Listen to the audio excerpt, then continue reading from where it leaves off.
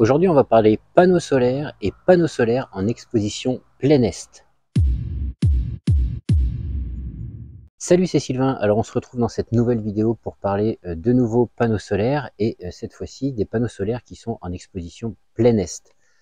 Donc, cette installation, tu l'as peut-être déjà vu en vidéo, je vous avais montré l'installation, les écarts de fixation, etc. C'est le même matériel que pour la dernière vidéo sur l'exposition Est-Ouest. Donc deux panneaux de la même marque que l'autre système, en 500 watts chacun, un micro-onduleur Oimice. Je vous mettrai les liens en description si ça vous intéresse. Ce ne seront pas des liens affiliés.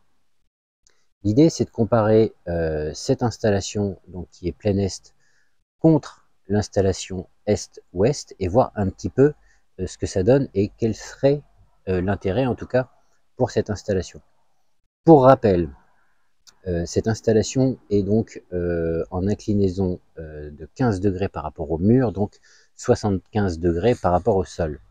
L'idée pour moi ici, à la base, de les mettre ici, c'est que c'était déjà très facile à mettre ici, dans un premier temps, mais pas que, et c'est surtout pour l'hiver, mais là du coup on va se faire la comparaison sur une journée de fin août, donc fin août 2024, c'est de pouvoir capter un maximum de soleil dès le matin, pour que ensuite d'autres installations prennent le relais plus tôt dans la journée, enfin plus tard du coup dans la journée.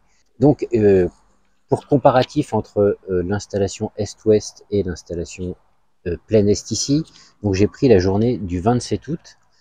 Donc je vais vous mettre les captures d'écran pour que vous puissiez visualiser ce que m'a rapporté l'application Oimice.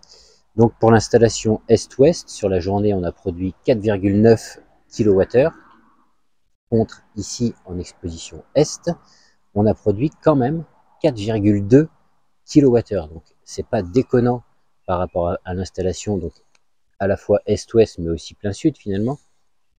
Je vous invite à aller voir la vidéo pour comprendre un petit peu de quoi je parle.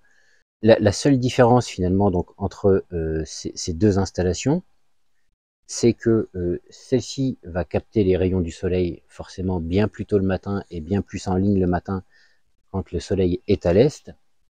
Donc ici on a une production qui va démarrer à 8h30 à peu près, mais elle va démarrer plein pot à 8h30 et elle va s'arrêter à peu près à 14h. Mais pendant ces quelques heures de 8h30 le matin à 14h, en fait, cette installation va quasiment fournir plein pot de sa puissance.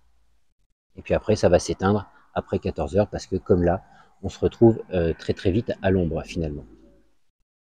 Par contre, l'exposition Est-Ouest que je vous avais présentée, eh bien, c'est différent.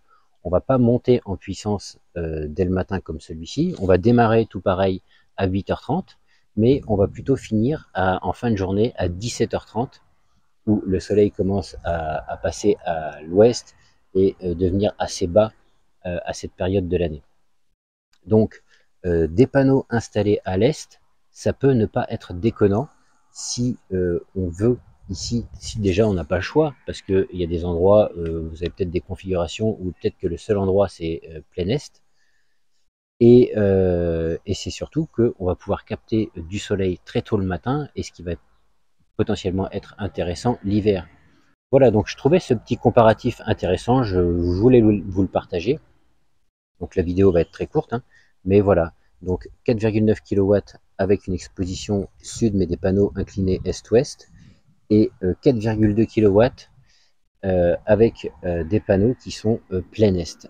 Voilà ce qu'il faut retenir. Production très tôt le matin, forte puissance, on va dire, et là-bas plutôt puissance étalée tout au long de la journée en exposition est-ouest. Voilà, si vous avez des questions, n'hésitez pas à les poser en commentaire. J'essaierai de vous répondre dans la mesure du possible. Sinon, moi je vous laisse. Je vous dis à la prochaine. Salut!